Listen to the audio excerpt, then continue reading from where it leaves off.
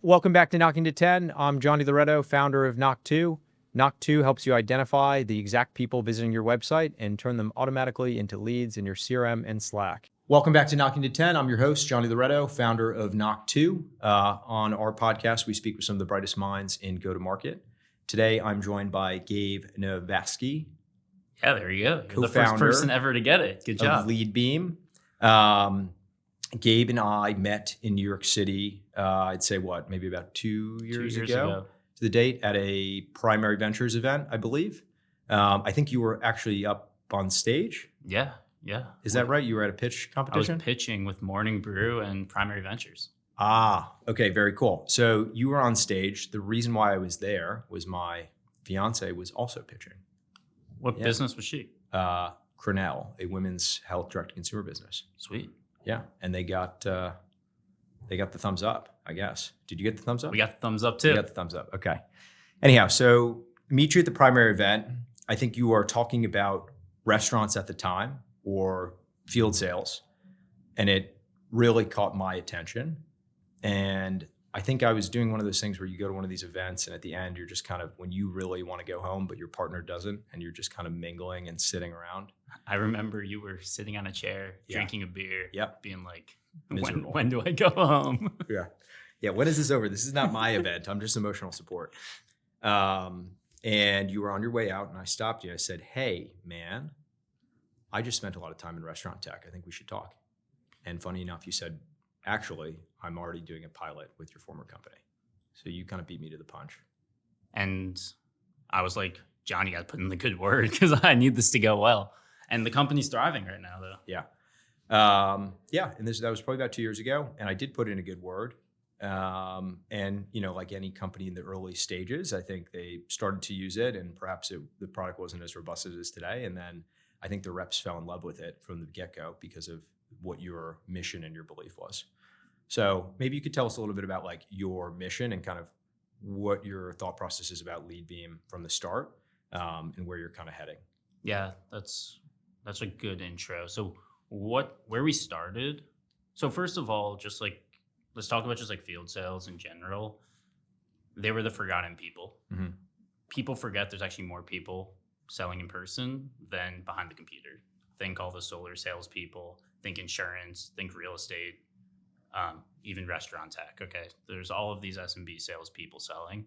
And for the last 10 years, 20 years since Salesforce has been launched, people built for the desktop and nothing was really built for mobile beyond consumer apps. Mm-hmm. And people didn't really care about how it looked. So we're like, we need to change that process. And then with AI coming, making it even more simple, easy to use, it opened up just a whole opportunity for us. And where we started was, okay, how can you just leave a voice note and do all of your work and have all of your work completed for the day? But we realized that field salespeople need more, especially if you're talking like B2B, restaurant tech, retail, and they need to be able to prep, map, know who they're going to be meeting before they walk in, and then having their next steps done before they go to the next location. And that was really where we've evolved in like the last year or two since we met. And like, that's what we're really excited about, just like automating that rep stay. And that's what Flipdish, that was the company, just like really fell in love with. Okay. So you started as a better way to take notes when you're on the go and to transcribe your notes. So you meet somebody in person, you don't want to be rude. You're not typing on your laptop. You're not hitting record. Maybe you're taking some notes by hand. Meeting wraps up. You step outside the door. Maybe you're getting into your car at that moment. Instead of trying to pull out your laptop, connect to internet, figure all that shit out, you're essentially allowing people to talk into their phone and transcribe and record all of that valuable information. So that was step one. And then step two, you said, well, wait, these reps are actually kind of isolated throughout their day. And even if we get them help with the notes, they're still going to have to open that laptop and figure out where am I going on Google Maps or this or that. And so your journey right now is to say, these are busy sellers who cannot kind of open their laptop, so to speak. And you want to put that entire power that a rep at home may have in the hands of their pocket. Yeah, I mean, end to end from, what you're working on like the website, kind of de-anonymization. Imagine a world where that comes in they know who the hottest leads in their area are based Yep. on who's looking on their website, who's on their emails. They're then prompted to then, go to that spot, give them a call Yep. right on the road and show up in almost immediately, like real time. And imagine that you're on someone's website and Yep. you show up at their door 2 minutes later. Weird, but also like they're in a evaluation mode if they're on your website. They're at least Sure. curious, right? Yeah. So is it essentially like would you consider it like a mobile CRM, or would you consider this more a mobile seller's complement to a CRM that fills in the gaps? Yeah, I mean, I would call it a CRM companion. Okay. We're not trying to take over the CRM space. We're trying to get the CRM easier to use. Okay. So you still need to have a CRM. Yeah. Okay. Okay, cool. So a couple topics of the day. Some old favorites, and then maybe some thoughts on where things are going here. But want to dip into speed to lead. I think that's something that resonates very much so with the two of us. Want to talk a little bit about repetition and what that means to follow up with a seller today to ultimately win. Then we can dip into some of the topics we just discussed around mobile first. And lastly, kind of some of your thoughts on where things are going, particularly with the proliferation of data with AI. So the topic we just kind of talked about is really this idea of, prior to Leadbeam, it was like a very clunky, slow experience. So talk to us a little bit about like what is driving sort of the product design that is intended to sort of drive best practices when it comes to like how quickly you can follow up with leads. Yeah, I mean, what it comes down to is just simplicity. Mm-hmm. A lot of things, a lot of tools, features, products have a ton of functionality, and not all of that functionality gets used. And it's especially if you're only using however big this device is, like a 2x2 phone, you only can do a certain amount of things, and keeping things simple. Mm-hmm. And it's also important for the clientele that we, like my company specifically serves, is not always the most tech savvy. Mm-hmm. They don't like to be behind the computer. They're running around all day long. And that's why they do what they do. Yeah. If they were able to focus for 10 hours a day on their laptop and grind, they might do that, but they want to be out talking to people. And you need to make it so that it's so simple that literally anyone could use it. Mm-hmm. Is there a particular example you can think of that really sort of symbolizes this concept of simplicity in your app?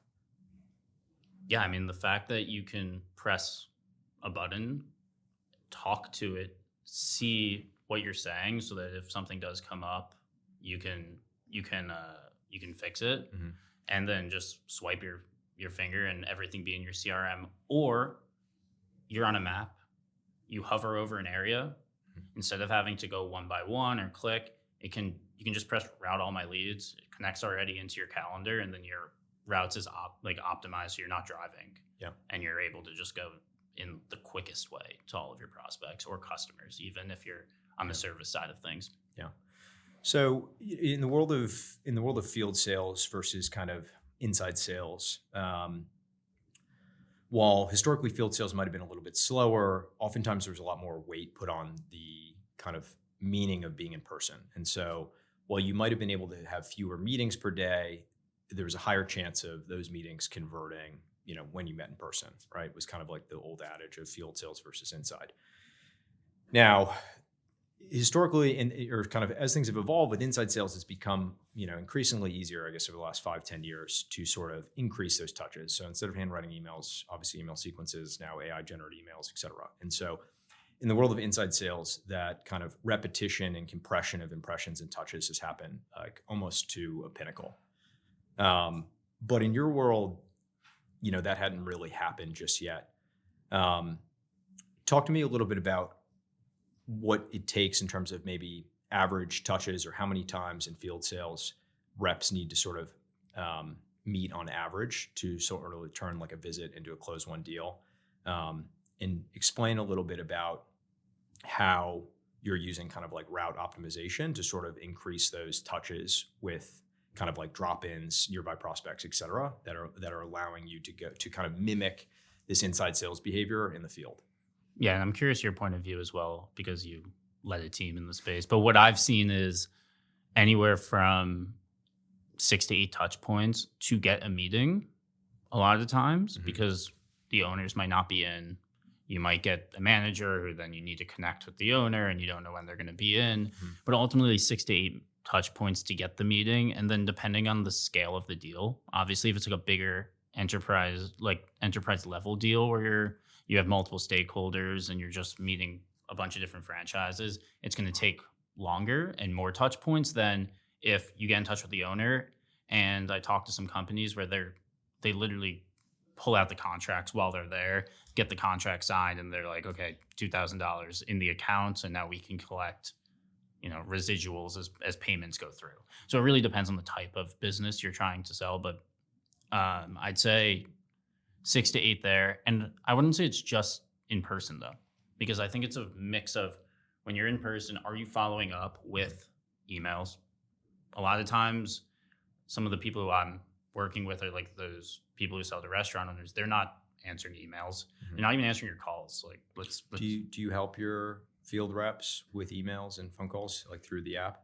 You can call and you can generate like AI powered emails. One of the ways that we build workflows, so you're able to use Leadbeam to kind of kick off workflows that are in Salesforce or in HubSpot so that they can like add them to a sequence. So for example, I mean, we might want to even talk about this, but like the acquisition or the merger today with SalesLoft and Clary, but you can like kick off a SalesLoft sequence to go out or another solution. So maybe you do a drop in, you record your notes, and then you kick off that sequence that was, hey, I just stopped by today. I met with, your GM, I'll be back again on Thursday. I'd love to chat. Exactly. Okay.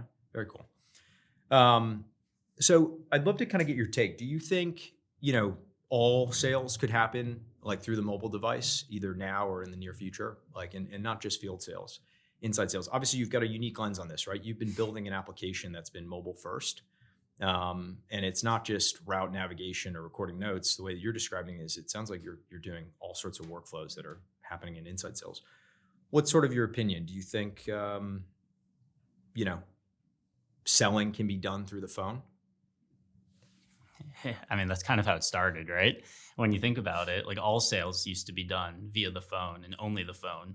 But I think most of it will be done for the people who sell. Maybe I should say this again. You think the phone can be the tech, not necessarily through the phone, I guess, can it be the technology infrastructure? And like, can that be enough? Like, will sellers still continue to need to log in when they get home? Or do you think everything actually could be done from their mobile device? I think field sellers, for people who go to events all day long, who are spending time in person, I think all of what they need to do will be done on the phone.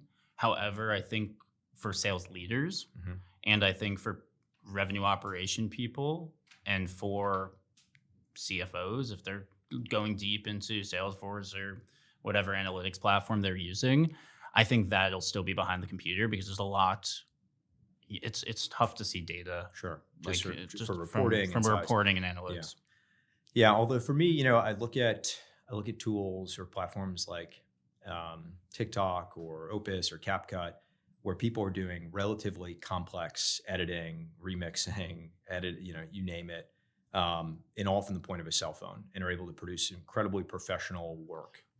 Do you like that though? If you're behind a computer, would you rather be doing that editing work on your phone than the computer? So if it was specific to video, I might, but perhaps maybe there's that extra, to your point, that extra convenience. Maybe I am on the go. Maybe I'm on the train. Maybe I'm commuting, and I'm able to leverage those moments in between to be more efficient. But I very much see a world where all of the most important behaviors or traits or activities that a top seller needs to do, which is find the best prospects, start authentic conversations, take great notes, send good feedback, follow up on time. I don't see any reason why that can't all be done through a cell phone. Yeah, I mean, from a seller's point of view, like everything should be able to be done from a cell phone. Yeah, I mean, I agree with No, that. and I would actually even go one step further and say that there may actually be beauty and reward in having like a smaller device with less square footage. That actually like more monitors for sales reps may actually be a distraction.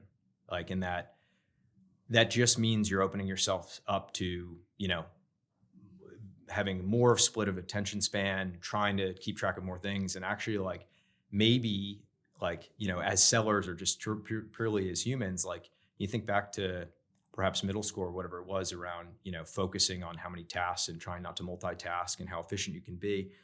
Maybe just maybe we're starting to get to this world where we are proliferating technology or processes at such a like accelerating rate that in this world where we're supposed to be anticipating that AI is going to speed everything up, are we actually overwhelming our sellers with more data, more tools, more inputs, and are we actually clouding perhaps their pathway to best practices, what we just described, which is just are you going through your motions and your cadence, and are you doing so with consistency?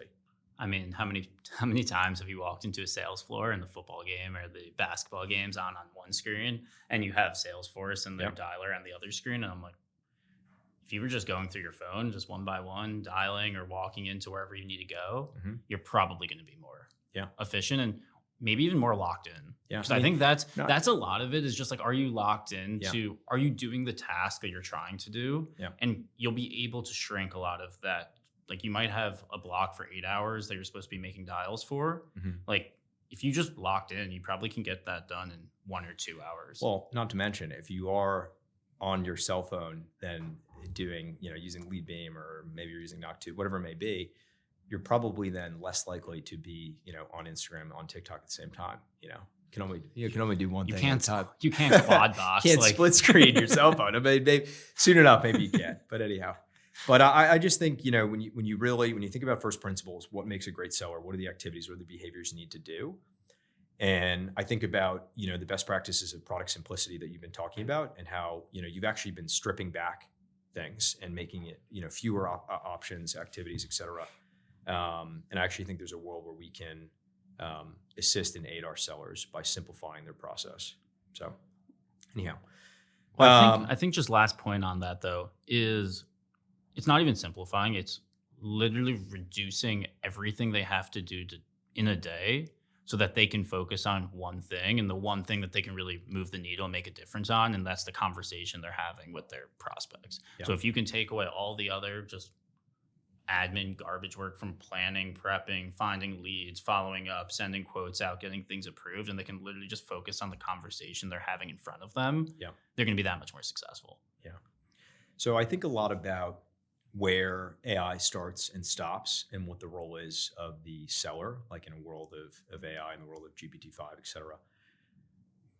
What are your initial kind of thoughts, inclinations? Where do you think the role of the seller is today? Where do you think that may be in a year's time? Yeah, I mean, I think there's going to be a lot of fighting with noise because of the amount of emails people are going to get. People are going to start getting automated text messages. The calls on the quad dialers are happening. Quad. Yeah. They're all happening. And which apparently are terrible. Apparently it's burning phone numbers. I just got like a 4-second pause before the person started talking. Yep. And I'm like, and you hear a beep and you just know. I'm pro sales, and I'm still like, your RevOps team needs to do work on this. Yeah. But beyond that, I think the real goal is, okay, how can you project manage what's going on with the current deals that you have? And how can you make, when you do have an opportunity, it be as perfect as possible? You know the potential objections before you either walk in or you take the phone call. You've done enough practice that you're making the most of every opportunity. And then you're running that deal like a winner that's able to get multiple stakeholders involved, be able to get follow-ups and contracts out on time, get all the security documents like in an order so that the company that you're selling or helping, as another way to put it, can make a decision, because they're going to be evaluating other softwares in like a world of hundreds and hundreds of competitors in every single space. Mhm. Like they need an easy way to be like, okay, there's the lowest risk with this company and highest upside, Yeah. and make it as simple as possible to do that. Yeah, I'm ready for a world of less tab switching, less like opening up, deals, opportunities, clicking through contact records, et cetera. Okay, so I might tee you up here a little bit. So you have a really clear idea of who your ICP is, right? Talk to me a little bit about your sales process in terms of how you go about identifying those folks, and kind of engaging with your core customer. Talk to me a little bit about your go-to-market motion. Obviously, you've got a background in revenue ops, sales leadership, et cetera. You're largely leading the commercial efforts for your team today. Tell me a little bit about your go-to-market motion, the tools you use, and how do you go about your business?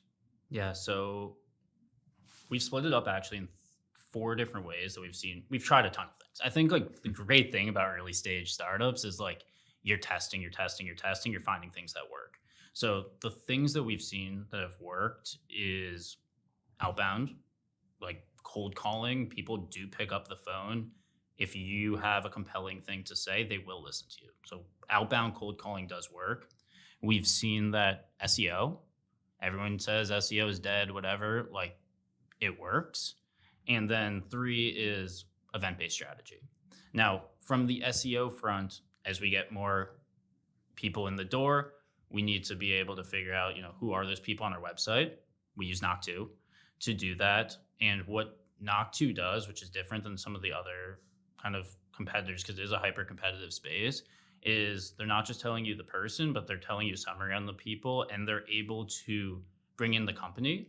Like, if they can't find the person, they bring in the company. And if you're talking to that company or you've prospected that company, you can extrapolate who that person likely is on your site if it's not fully anonymized, like de-anonymized, I should say. Sure. So what that does is it gives you just like another layer, and it'll add a lot more just like people that are looking on your website. And then you're able to go a step further, which other ones can't do. And you can put your ICP in there. So our ICP is like, we have like 10 to 1,000 field sales reps using Salesforce as like our number one ICP. If someone has that, like our win rates are like 30-40% plus.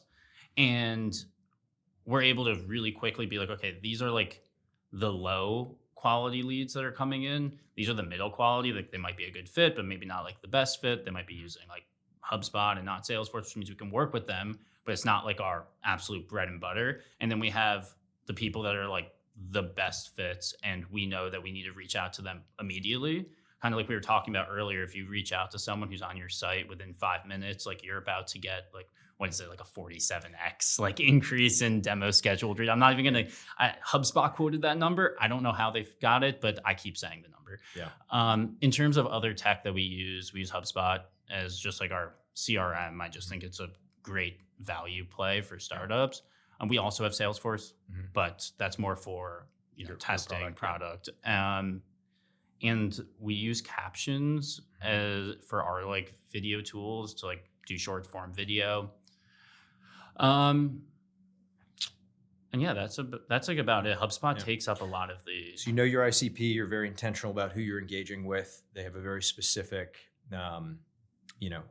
set of like roles and employees within their company. They're at a certain stage and they have certain technographics. And through that, you're able to kind of ring fence your TAM. You found that cold outreach seems to be working quite well. You're obviously connecting with other sales leaders. I'm sure they can appreciate, or you can emphasize with them. And really interesting to hear that SEO continues to work pretty well for you. And on the back end, you're catching visitors, whether it's through SEO or from your outbound. So very cool. All right. Any last kind of predictions for Leadbeam or for go to market in the world of AI, where things are heading? What are we going to see out of you in 2026?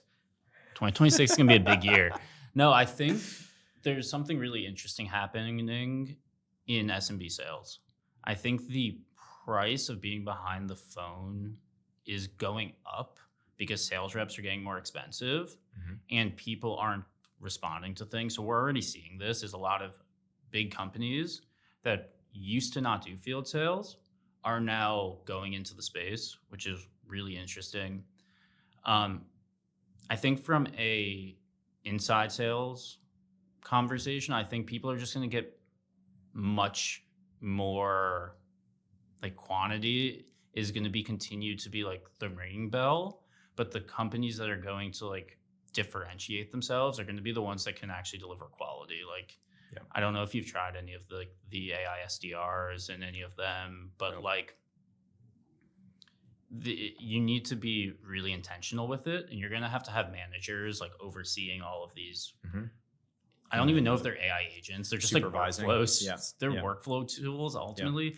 But like if you don't have like a specific person to Yeah. do it, it's going to be challenging to actually see results from it. Cool. Okay. Well, that's it for this episode of Knocking to 10. If you're interested in seeing who's on your website, check out knock2.ai. And Gabe, last thing, where can people find you and follow you? Find me on LinkedIn, Gabe Naviasky. Go to leadbeam.ai.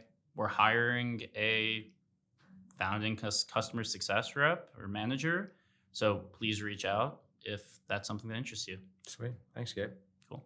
Thank you for joining us on the Knock2 podcast. I'm your host, John DiLoreto, founder of Knock2. Knock2 helps you identify your warmest leads visiting your website and automatically qualifies and routes them to where your sales team needs them.